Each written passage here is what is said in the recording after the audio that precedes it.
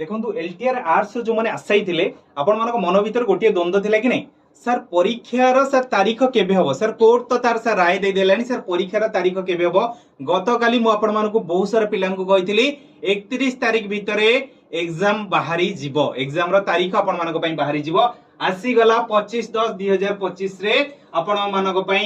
exam रो तारीख जो जगह मेंशन अछि TGT Odia and TGT arts जो तरे कि आपण एलटीआर एग्जामिनेशन रखा गला 22/11/2025 माने शनिवार दिन गोटी एग्जाम हबो आउ 23/11/2025 रविवार दिन गोटी एग्जाम हबो जो एग्जाम रो गोटी दिन हबो आपन को ओडिया रे एग्जाम गोटी दिन हबो आपन को आर्ट्स रे एग्जाम ए जगह आपन को जो द्वंद्वटा थिला ए द्वंद्व को नेकी आपन को क्लियर हे गला तो एबे ठारू आपन माने विलंब न करी कि निजर प्रस्तुति आपन माने आरंभ करी दियंतु